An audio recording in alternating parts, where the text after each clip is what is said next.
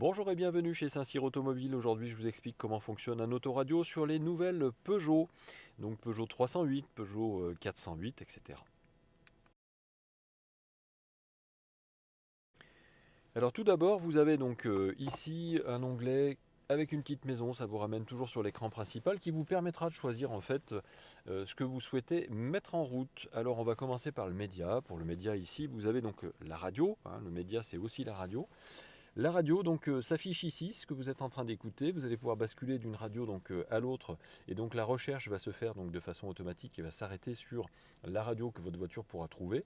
Vous pourrez baisser le volume donc le mettre en mode silencieux ou le réactiver donc ici et bien sûr vous avez un interrupteur qui vous permettra de monter le son ou de baisser le son soit avec la commande au volant soit avec l'interrupteur de votre autoradio.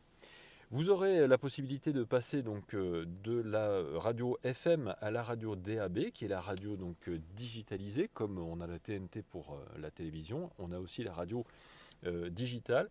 Le truc, c'est qu'en France, pour l'instant, toutes les radios n'ont pas leur équivalent en digital, donc il faudra quand même encore passer sur le mode FM. Sur le mode donc lecteur, si vous appuyez sur les trois petits points qui sont ici, ça vous permet d'avoir donc un grand écran et donc de supprimer donc cette partie-là. Vous aurez toujours accès donc à cette partie-là. Si vous appuyez donc sur la loupe, c'est ce qui va vous permettre de mettre une fréquence de station que vous connaissez par cœur, puisque c'est la fréquence de la radio que vous écoutez habituellement. Et à ce moment-là, vous allez pouvoir donc l'écouter directement.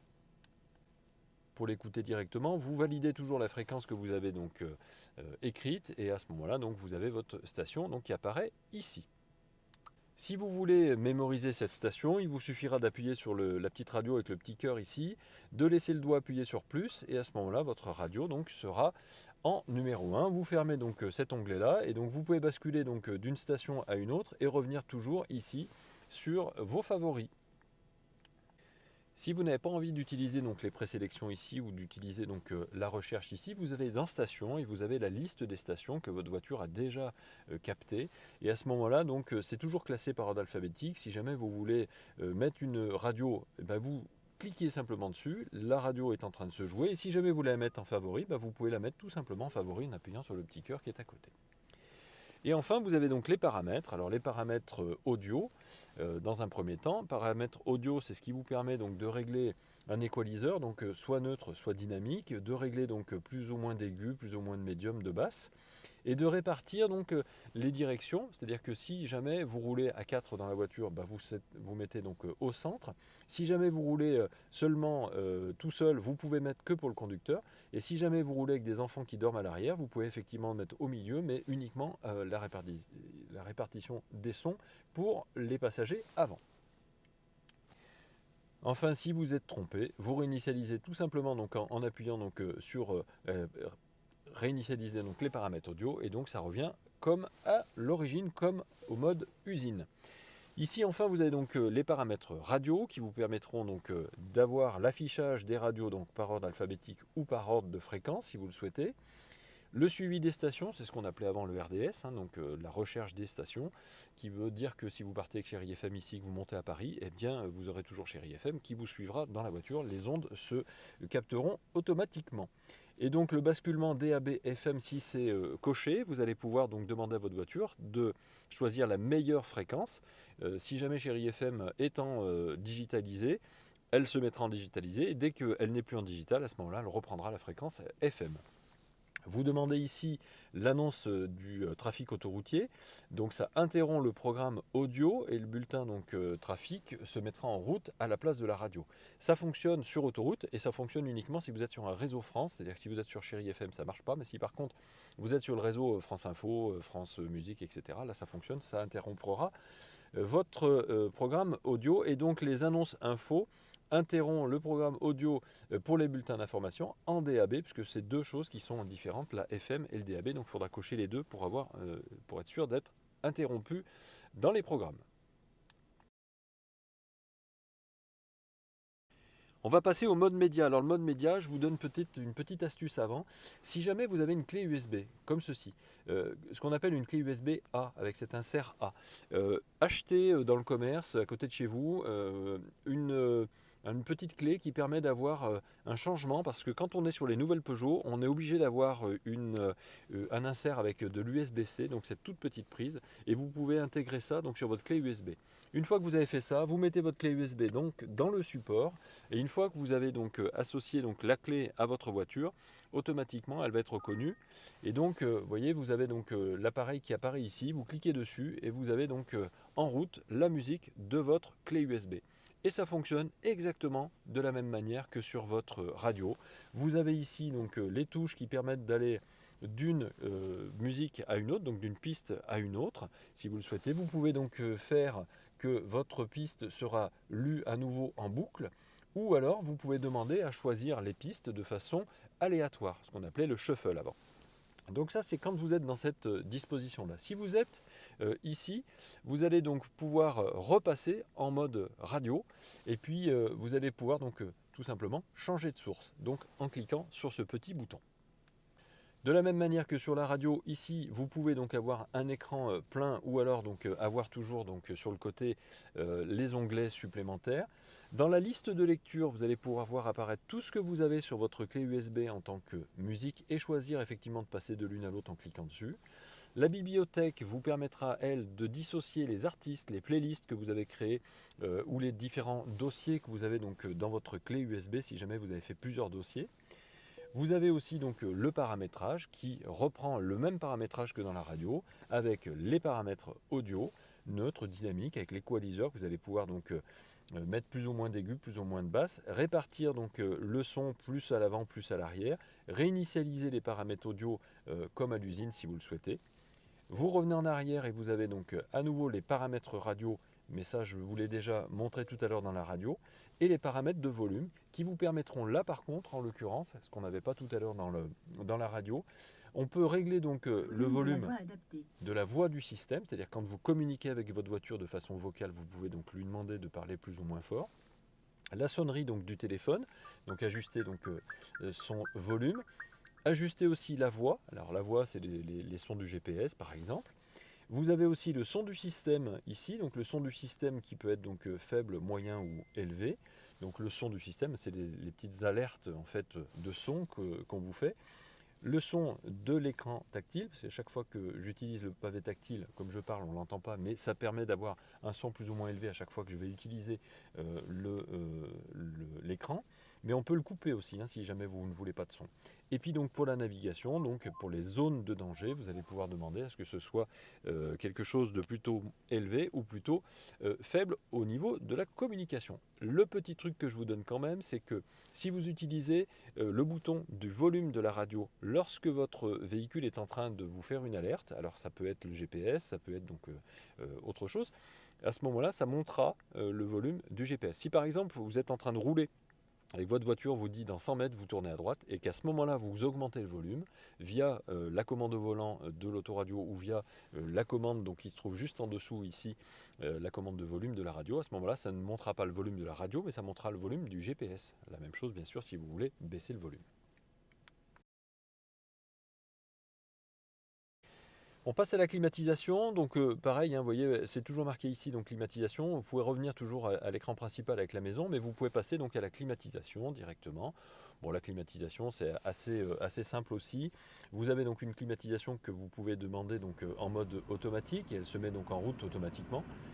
Ou vous pouvez demander effectivement d'avoir une climatisation qui sera gérée manuellement, et c'est vous qui allez gérer cette climatisation.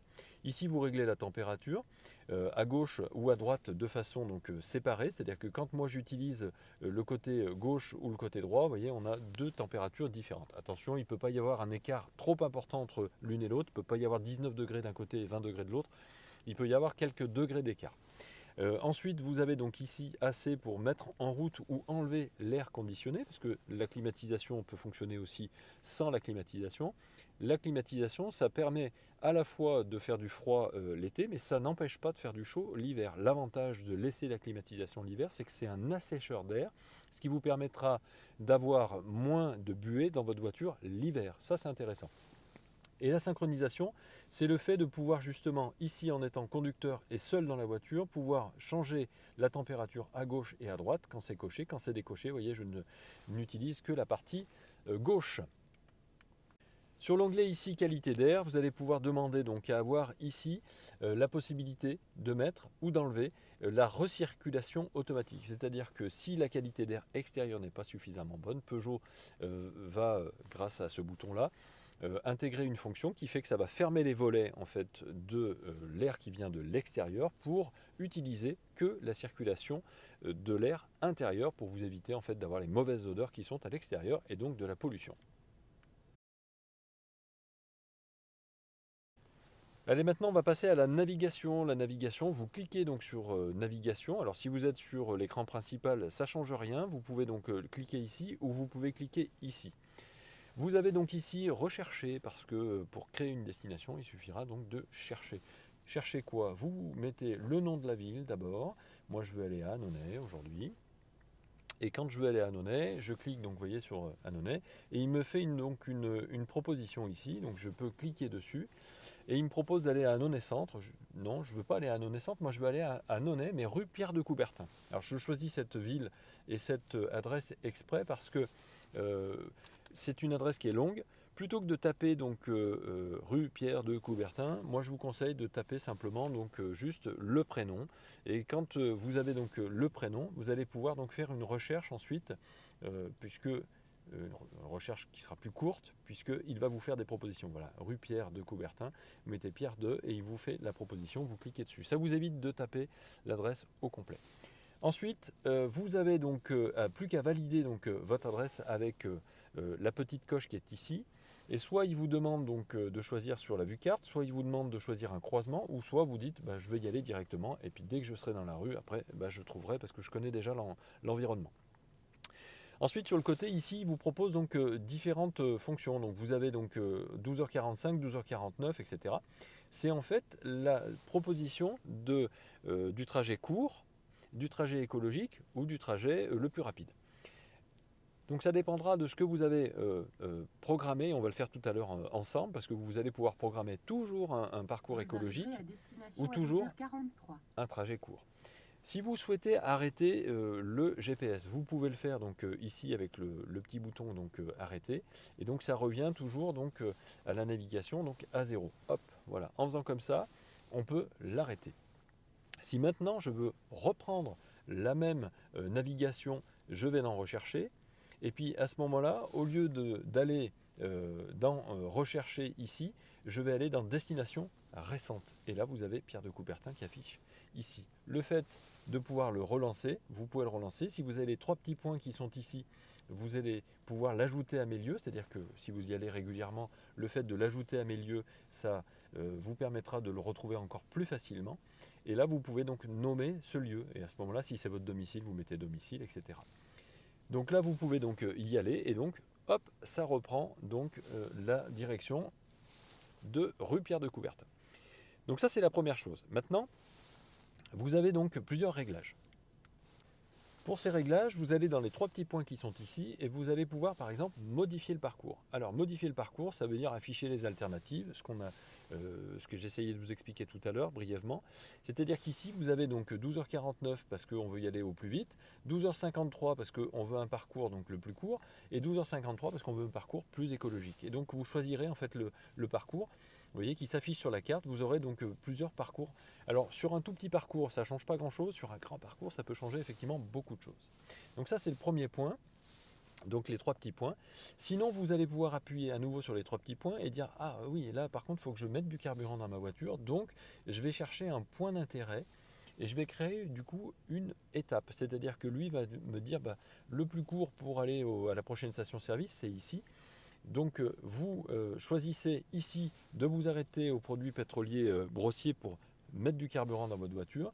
Et si vous ajoutez un arrêt ici, bah, ça crée donc une étape. Ajouter un arrêt, ça veut dire que ça crée une étape sur votre parcours. Puis, à la fin de la route, tournez à gauche. Ça n'enlève pas votre parcours, ça rajoute simplement une étape. Et vous le voyez ici, c'est-à-dire qu'ici c'est votre voiture, ici c'est l'étape. Et enfin, vous aurez donc jusqu'à la fin de votre parcours encore quelques mètres à faire.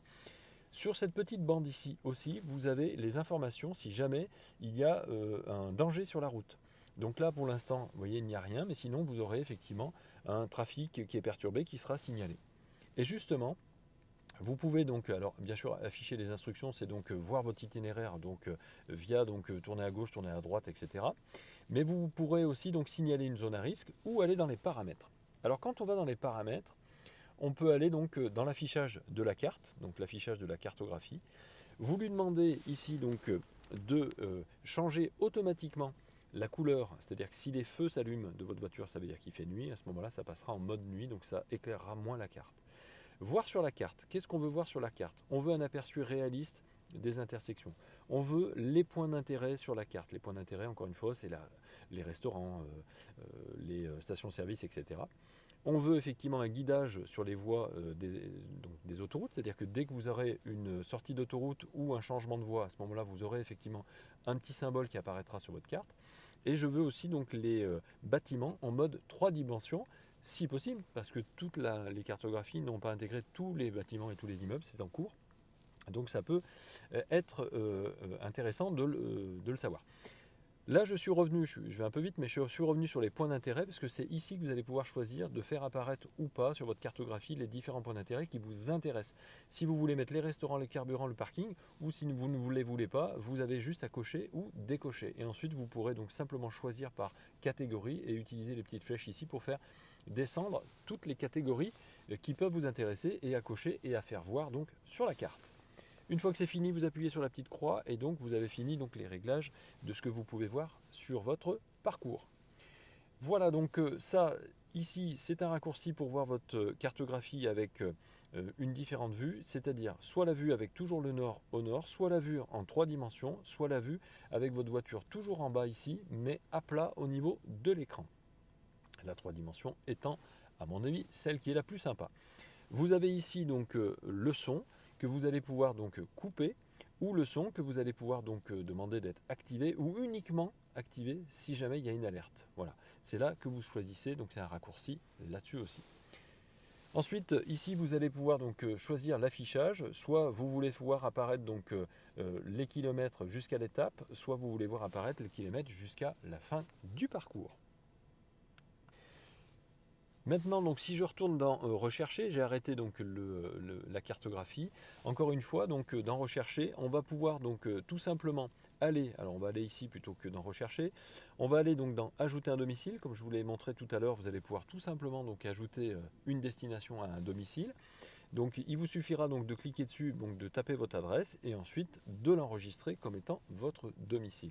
La même chose pour ajouter un travail, les destinations récentes ici qui vous permettront de voir les différentes destinations que vous avez déjà utilisées. Et à ce moment-là, si vous souhaitez supprimer une destination récente, imaginons que vous vendez votre voiture, vous voulez supprimer vos destinations, il vous suffira soit de sélectionner tout, soit de sélectionner seulement celle que vous voulez donc supprimer, et vous appuyez ici pour supprimer la destination. Vous revenez en arrière, et vous avez donc vos lieux aussi ici, où vous allez pouvoir à nouveau ajouter des destinations récentes ou des nouvelles destinations, par exemple le travail ou la maison, encore une fois.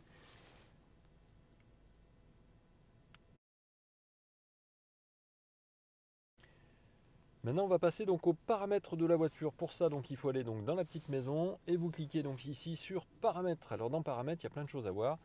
Notamment donc ici vous avez donc un profil, vous pouvez créer donc un profil. Une fois que vous avez créé votre profil, ça vous permet de faire des réglages donc sur votre écran. Vous définissez ces réglages comme étant votre profil, vous le nommez et lorsque vous avez nommé votre profil, si quelqu'un prend votre voiture et modifie les réglages, quand vous rentrez dans la voiture, vous cliquez sur votre profil et vous faites apparaître donc les réglages que vous aviez enregistrés. Donc pour ça, vous allez donc dans les petits paramètres ici, et vous voyez là vous avez donc un profil invité, est un profil par défaut. Tous les paramètres de préférence seront automatiquement sauvegardés et restaurés pour le prochain accès. Et là donc aujourd'hui donc il s'appelle invité, mais vous pouvez donc le nommer pour avoir votre profil à vous.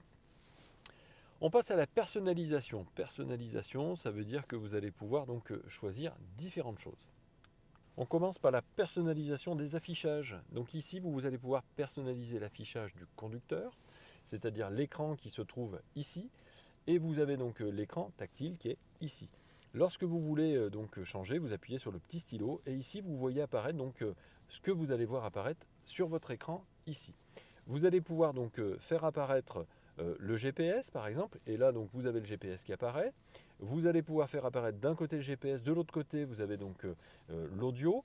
Vous allez pouvoir avoir donc la carte avec, pardon pas la carte, mais le système d'ordinateur de bord avec les consommations, ou sinon vous allez pouvoir personnaliser vous-même l'affichage, c'est-à-dire vous demandez à avoir les jauges et carburant, la radio média, etc. Donc toutes les propositions qui sont ici, et une fois que vous cliquez dessus, ça apparaît donc ici pour le premier, et ici pour le deuxième, vous allez pouvoir faire la même chose et choisir un deuxième widget. Ça, c'est ce qu'on appellera donc l'affichage personnalisé. Sinon, ces affichages-là, ce sont des affichages qui sont proposés par Peugeot par défaut. Il vous suffira simplement donc de choisir celui qui vous convient le mieux. Ici, donc, c'est les deux compteurs. Un compteur donc, de puissance donc, du tour minute et ici donc de la vitesse. Une fois que vous avez fait ça, vous pouvez faire marche arrière. Et pareil pour personnaliser donc l'écran tactile. Pareil, vous avez des petits widgets comme on a vu tout à l'heure lorsqu'on était dans paramètres. Mais vous pouvez donc demander à avoir la climatisation d'un côté ou avoir une cartographie avec des logos, etc. Vous allez pouvoir donc passer donc comme ça et rajouter des pages si vous le souhaitez. Donc rajouter des pages, ça veut dire que vous rajoutez effectivement une page. Là on était à 3 pages, on peut passer à la 4e page et là on rajoute les widgets que l'on veut. Si je veux rajouter un widget, à nouveau on me fait des propositions pour dire ben voilà, vous avez la radio, vous avez le mirror screen, vous avez le téléphone, etc. Et une fois que vous cliquez dessus, ça apparaîtra donc ici et donc ça sera sur votre écran principal lorsque vous cliquez sur la petite maison.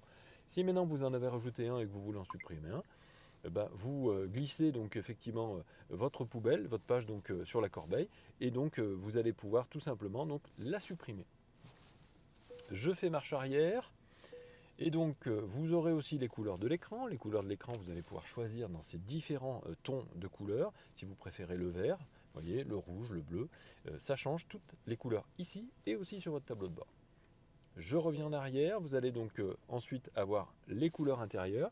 Alors, toutes les voitures ne sont pas équipées comme ça, mais si jamais vous avez la chance d'avoir un véhicule équipé avec les petites lumières qui sont donc sur le tableau de bord et sur les portières, vous allez pouvoir choisir effectivement les différentes couleurs ici.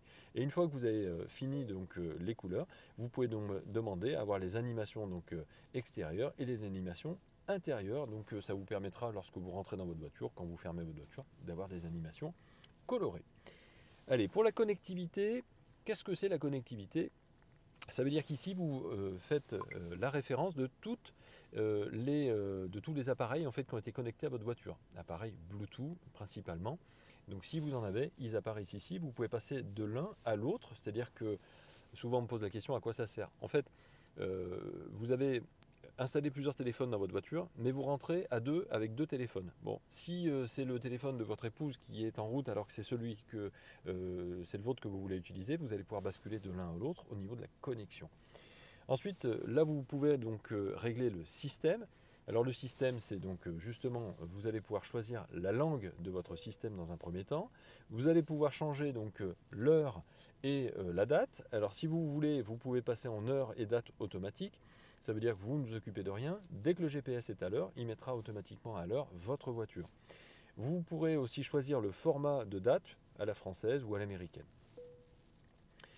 Ensuite, vous avez donc les unités de distance et de consommation, pareil, donc kilométrique ou par litre ou par miles et puis donc par Fahrenheit.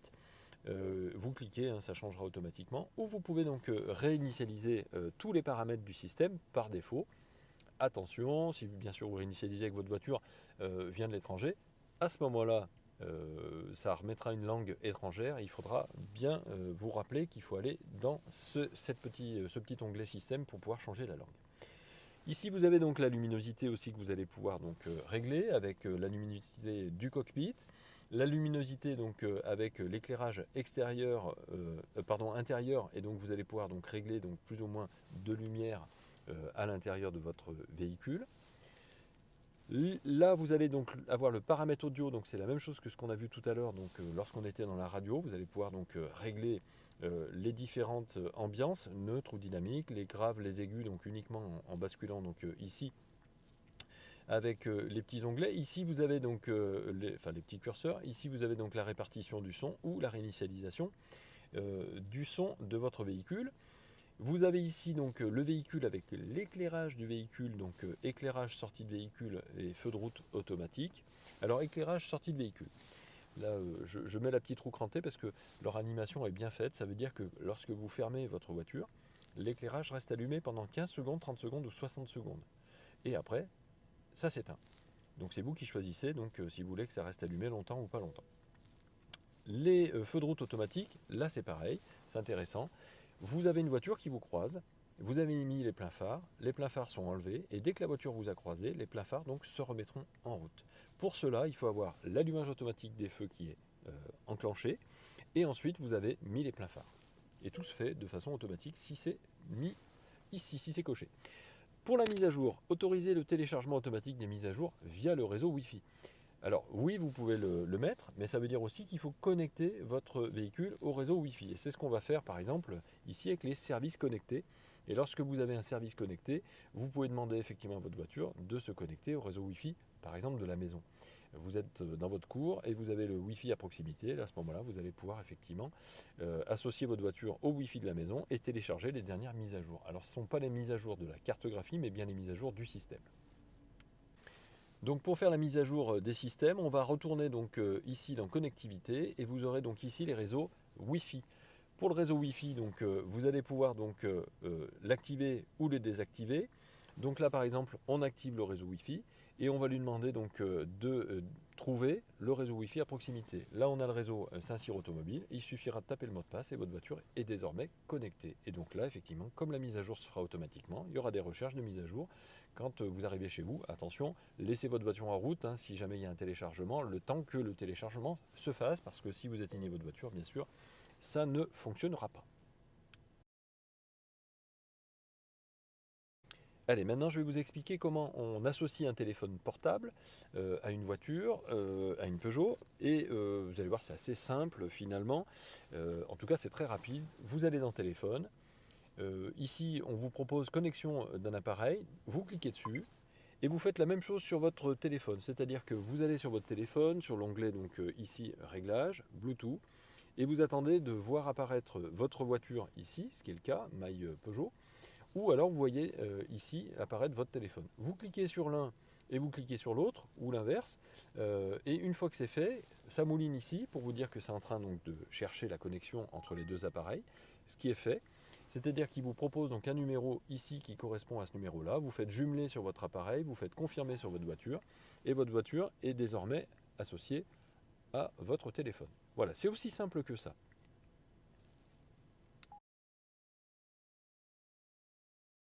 Lorsque vous avez CarPlay, votre véhicule va vous proposer de démarrer Apple CarPlay. Vous lui dites oui, et à ce moment-là, effectivement, la connexion peut se faire aussi en CarPlay avec votre voiture. L'avantage des nouvelles générations, c'est que le CarPlay, avant il fallait le faire avec un fil. Aujourd'hui, ça se fait sans fil. C'est-à-dire que là, le fait d'avoir autorisé effectivement le CarPlay, vous avez le CarPlay, donc il va s'allumer automatiquement dès que la voiture est en connexion avec votre appareil. Le truc, c'est que lorsque vous recevez une notification sur votre téléphone portable d'accepter le CarPlay, même si votre téléphone est verrouillé, si vous ne l'avez pas fait, ça ne marchera pas le CarPlay comme ça. Et si vous ne le faites pas, vous ne pourrez pas avoir effectivement à bénéficier de ce service. Après pour le CarPlay, comment ça fonctionne? C'est très simple. Ici, vous allez pouvoir afficher les widgets avec vos musiques, ici vos rendez-vous et ici votre GPS.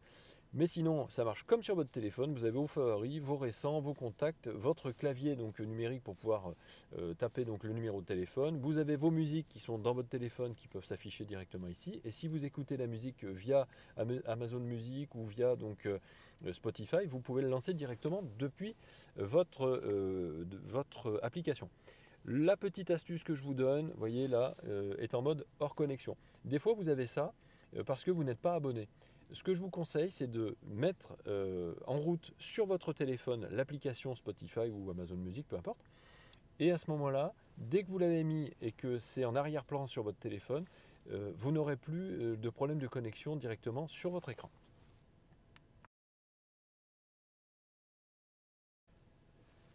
Maintenant, si vous voulez supprimer un téléphone portable de votre véhicule, vous allez dans la petite maison, vous allez dans les paramètres, Et puis vous allez donc dans connectivité. Dans connectivité, vous avez donc les appareils qui sont à proximité.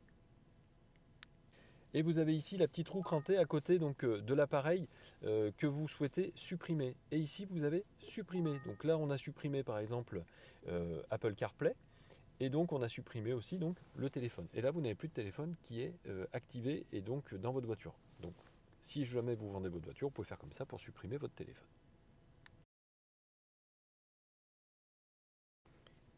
Maintenant, je vais vous expliquer comment on met en route donc, Android Auto sur une Peugeot. Alors Android Auto, c'est pareil que Apple CarPlay, à la différence près que d'abord dans un premier temps, il faut aller dans le paramétrage, il faut d'abord connecter votre téléphone en Bluetooth.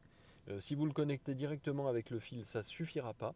Vous allez donc dans connectivité et vous allez sur votre téléphone portable toujours faire une recherche aussi, c'est-à-dire que vous allez dans l'application donc paramètres et vous allez donc faire une recherche de Bluetooth pour associer d'abord votre téléphone à la voiture.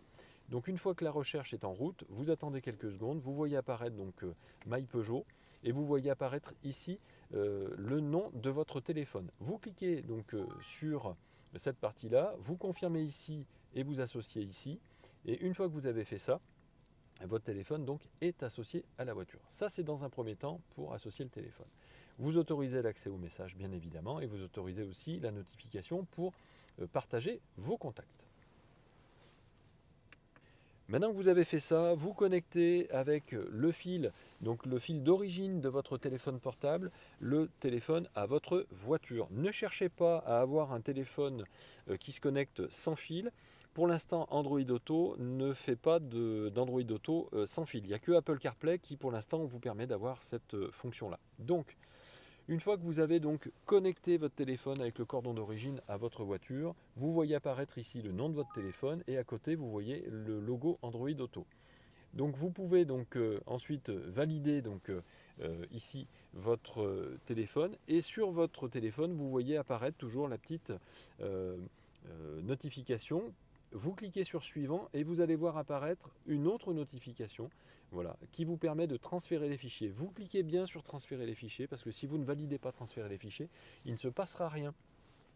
Parce que Android Auto vous demande toujours de pouvoir transférer des fichiers, donc des fichiers data, donc pour pouvoir paramétrer les applications de votre téléphone sur cet écran. Sans avoir fait ça, sans autoriser ça, c'est comme si vous n'autorisiez pas les cookies en fait sur votre ordinateur, ça ne fonctionne pas.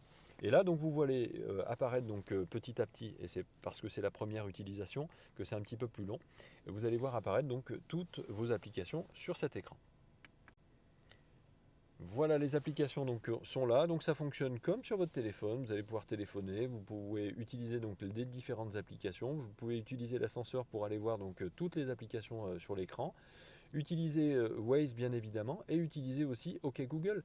Soit vous dites OK Google parce que vous avez paramétré sur votre téléphone, soit vous appuyez ici et ça lance OK Google pour pouvoir lancer une application par la voix. Hein, ça vous pouvez le faire. Et si vous appuyez sur l'onglet qui est ici, vous allez paramétrer donc, et rentrer donc, soit sur les onglets, soit sur les widgets que vous avez depuis votre téléphone. Voilà, j'espère que ça vous aura été utile et bien sûr nous restons à votre disposition pour toute question. À bientôt et bonne route!